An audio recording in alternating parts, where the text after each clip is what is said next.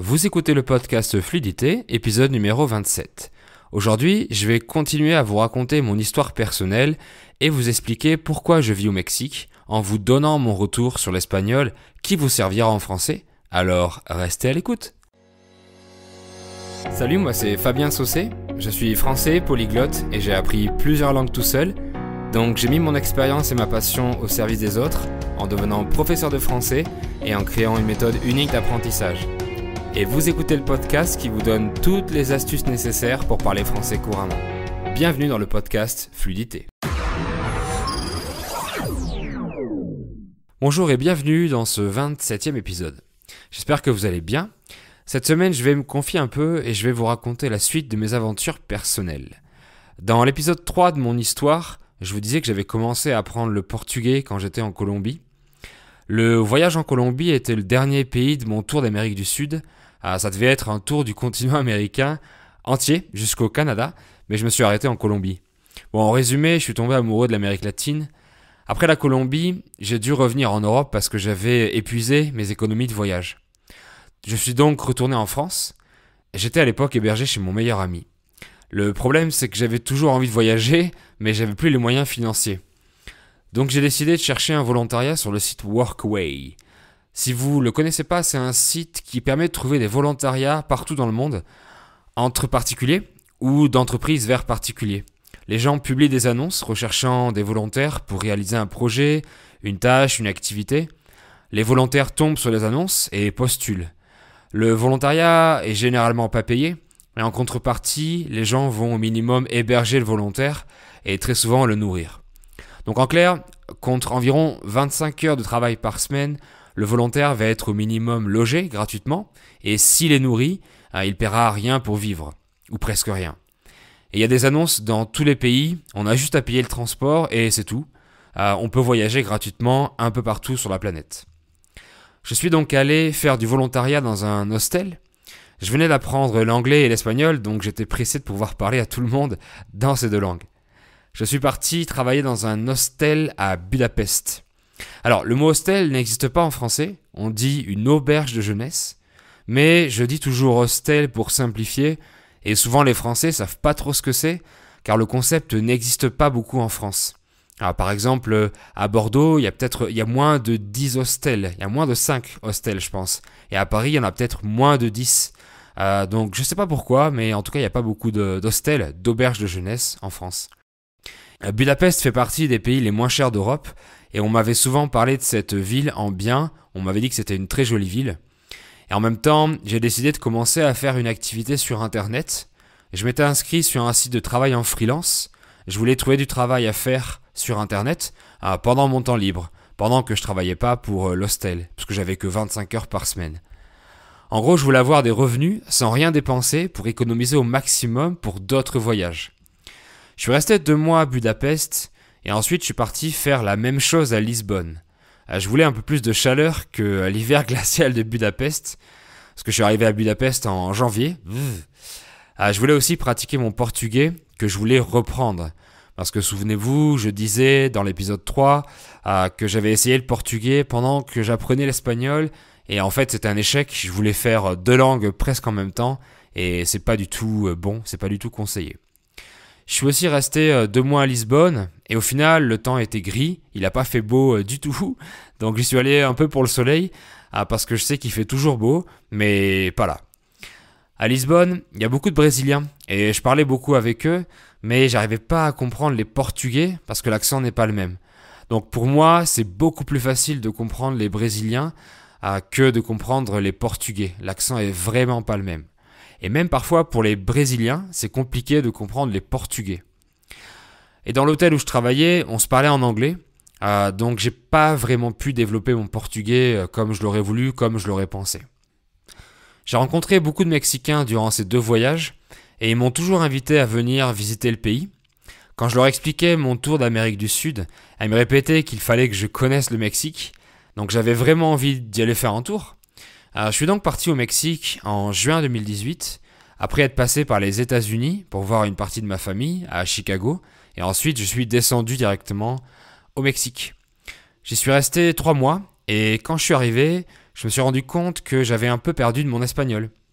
Depuis mon départ de Colombie jusqu'au Mexique, il s'était écoulé plus de 6 mois sans vraiment le pratiquer. J'ai pu retrouver le niveau que j'avais, mais j'ai compris que ce que j'avais appris en 9 mois n'était pas assez consolidé et que ces connaissances pouvaient se perdre très rapidement.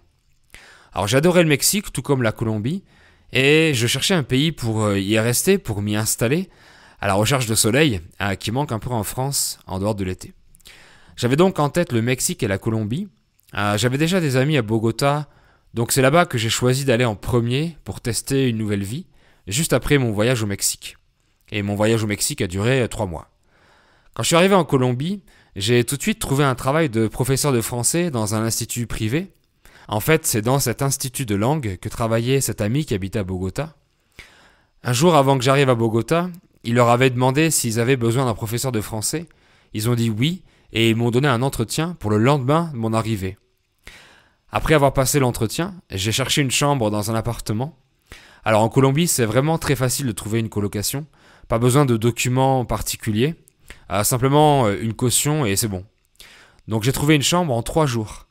En résumé, en l'espace de 5 jours, en Colombie, j'avais trouvé un travail et une chambre. Donc c'était vraiment facile. C'était vraiment bien. Mais je dois avouer que c'était difficile pour moi de travailler 48 heures par semaine au rythme colombien.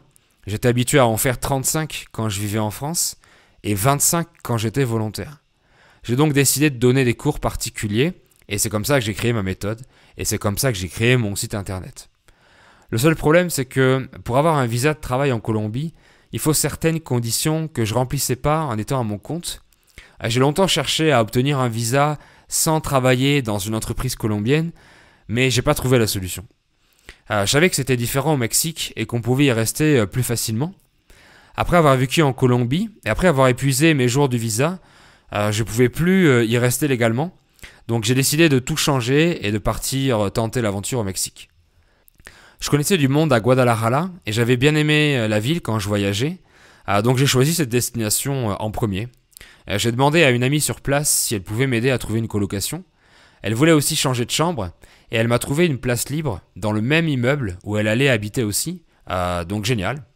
J'ai visité l'appartement et la chambre par appel vidéo sur WhatsApp depuis la Colombie quand j'étais encore là-bas. Après avoir envoyé la caution par internet, par PayPal, j'avais ma chambre réservée avant d'arriver au Mexique. Ça fait maintenant 1 an et demi que j'y suis et j'adore vraiment ce pays. Il y a du soleil toute l'année, les gens sont très positifs et accueillants, très sympas. On peut aller à la plage toute l'année, je m'y plais beaucoup. J'ai rencontré ma fiancée l'an dernier, donc tout se passe pour le mieux. Alors ce qui est marrant, ce qui est drôle, c'est que j'ai réussi à récupérer mon niveau d'espagnol grâce à ces quelques mois en Colombie, mais l'argot que j'avais appris n'était pas le même qu'au Mexique.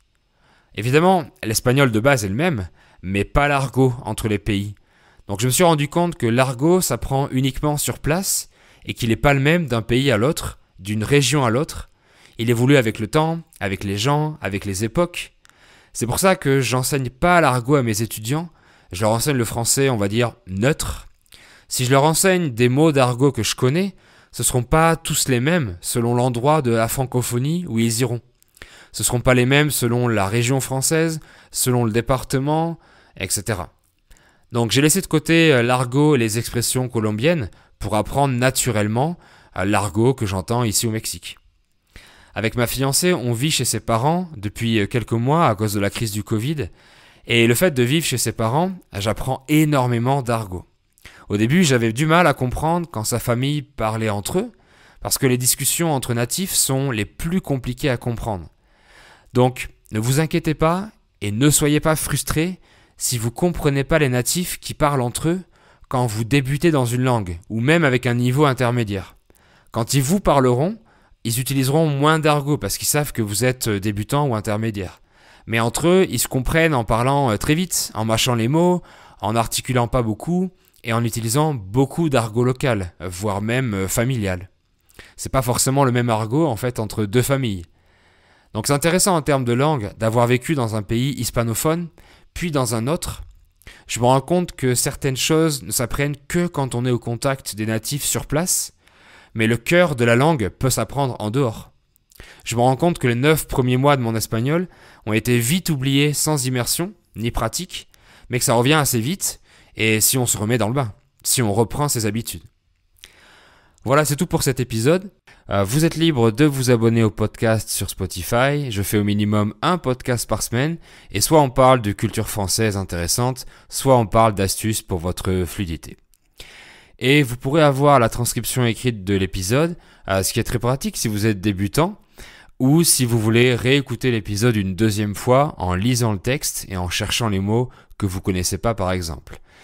Vous pourrez même traduire la transcription dans votre propre langue avec votre navigateur, et comme ça vous pourrez écouter l'audio en français et en même temps lire la transcription dans votre langue.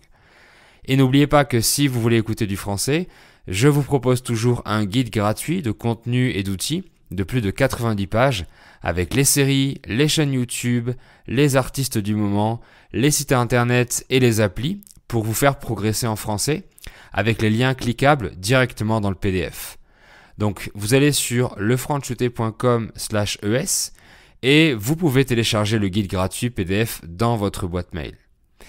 Je vous remercie beaucoup d'avoir écouté ce podcast et je vous dis à très bientôt pour un nouvel épisode. Bye!